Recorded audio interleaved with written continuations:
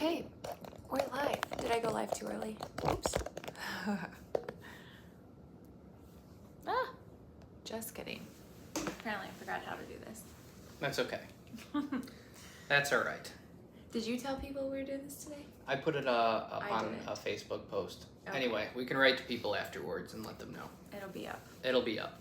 Yeah. Mm-hmm. I look like I got majorly sunburned, but oh well. At least we have matching shirts. We do have matching shirts. Anyways. Sorry. Hi, Okay, everybody. we're back. Yeah, go ahead, babe. I know that it has been, Got here. Oh. Sorry. I don't know, probably a month that we haven't. Or more. Yeah, that we haven't done something, and we've certainly heard from friends and family that are like, "Are you guys still alive? Are you doing updates?" And the answer is yes. There has been some traveling that we've been doing the past month. Bria's been singing and that kind of thing. So we haven't been negligent. But yeah, the war continues. It has entered into a worse phase as far as fighting is concerned.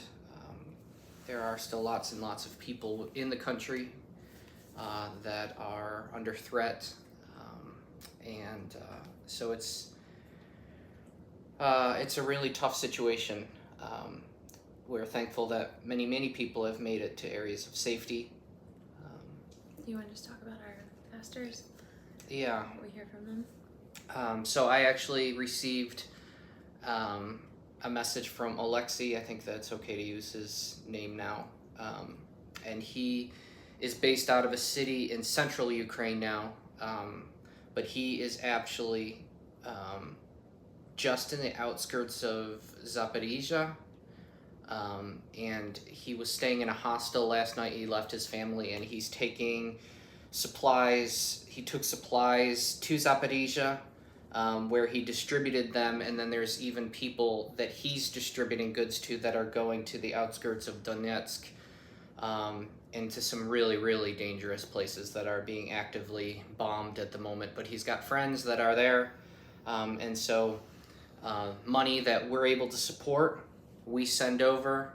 He's able to purchase things, and then he then in turn gives it to sort of a network of people that then take to people who have been unable to escape, or who have just often are elderly, and they just we're here, we've been here, we're not moving, and so anyway, he is yeah, he's under fire for sure.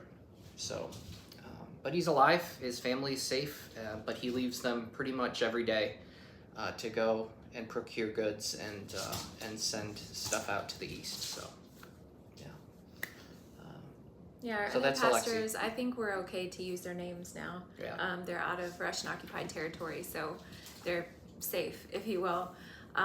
Pastor Victor, who had joined up with the military, unfortunately his health was not, his spirit was willing, but his flesh was weak, I guess you could say.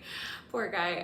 Poor Victor. So he's in, his 60s, and his body just wasn't up to the task. And so they finally, after like a month or more of him constantly being hospitalized, with blood pressure issues and rehabilitation issues after his spinal surgery, they finally just said, look, we're going to discharge you.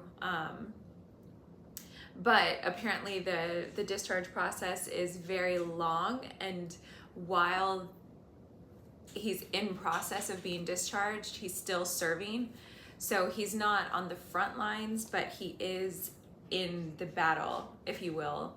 He did say there's like shelling where they are, and rockets and stuff. So you can continue to pray for him and his family. And Pastor Zhenya is just still Pastor Zhenya. He's amazing. He is currently in Odessa.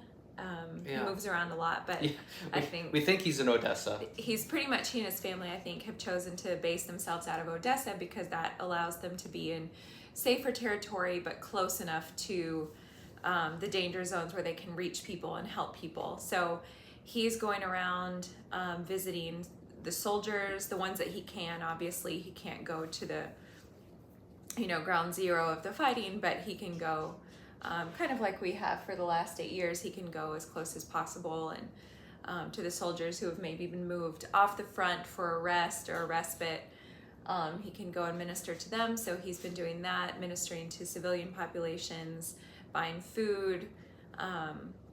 Again, so all of you who continue to donate, even without without Even us with doing our these negligence. updates and stuff like that, we're so thankful, and Jess continues to just stay on that and send the money that y'all give to mainly pastors Zhenya and Alexi. They're the ones in the most financial need, just because they're helping such large populations of people. They're constantly driving, if you think gas is expensive in America, it's way more expensive in Ukraine right now. It's always been more expensive, even when I lived there. Even when there wasn't a war, gas was always more expensive in Ukraine. But now, obviously, as you can imagine, with the war going on, gas is astronomical. At times, it's even difficult to find. So they're spending a ton of money on gas, just driving back and forth all day long, every day, buying supplies, delivering supplies. They're also driving vans. They're not driving like gas guzzlers, little cars. Yeah. One of the later, just as it's an aside, but not really, Zhenya he had a driver, and he was working with a church, and he sent us a video of the church van, and it was just covered with bullet holes, and there's just plastic where there were windows. It was basically being held together by tape. I laughed plastic and tape because it looked really funny. It's crazy. But it was a very serious, obviously, issue. Mainly not so much for the glass and the bullet holes in the sides, but the engine block had actually been hit, and so it wasn't running. So they were trying to get parts for the van so that they could get the van on the road so that they can take supplies. It was the video started, as Zhenya often is, full of joy. But he took us over to a parking lot, and there was just a dark spot on the ground. Somebody had been killed there, right in the area where the church is and the van is. And so he later sent us a video of the church, of the van getting started again. They were able to patch it together, as they often do. And it's just hard. That kind of stuff where you're like, okay, it's a van taking potatoes and bread and coffee to people that need it, and there's just fire that comes. So at any rate, they're safe, sometimes not by much, but it's pretty incredible that they just keep coming back for more, so to speak. Yeah, it's encouraging to hear. It builds our faith.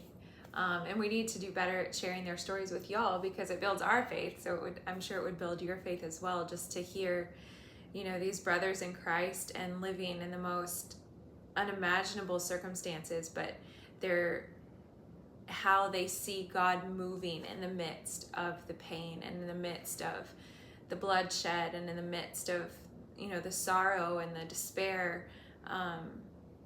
They still share, the stories of God's light and goodness, often coming through believers. Even just, even y'all, I think, just so many of you who have given financially to help them, they see God's hand in that, because they tell us all the time, we wouldn't be here if it wasn't for you. And we know it's not us personally, because it's all of you donating all of these funds that you have, and they realize that it has saved their lives, and not just their lives, but the lives of hundreds, if not thousands, of people. Getting them food and shelter, and evacuated from dangerous areas. And So it's still very, we're on like day 120, I think, of the war. Yeah. Still very surreal, very painful, but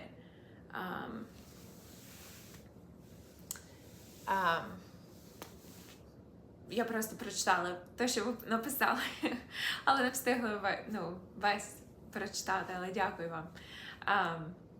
Yeah, so we're sorry we haven't been doing updates. We've literally just been on the road for about 3 months, pretty much nonstop, every single weekend, doing benefit concerts all over. So I think we finally reached our last one.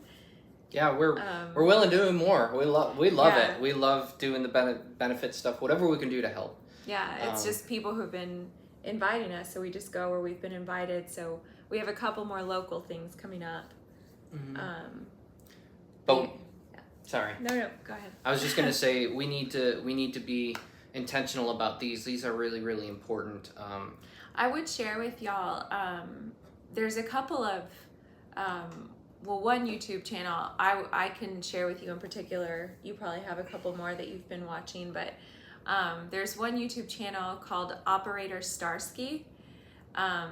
So if you just look up in YouTube, just do a search for Operator Starsky. He's a Ukrainian serviceman, and he speaks really good English. His videos are in English, and he does really informative updates. Sometimes they're, just about the war, kind of like this is day such and such, and here's what's happening around the country, or sometimes it's more about the political situation or Russia's kind of mode of operations and kind of helping to explain more what's going on. It gives a really good perspective, and I think so for a lot of you who have a lot of questions and kind of want a more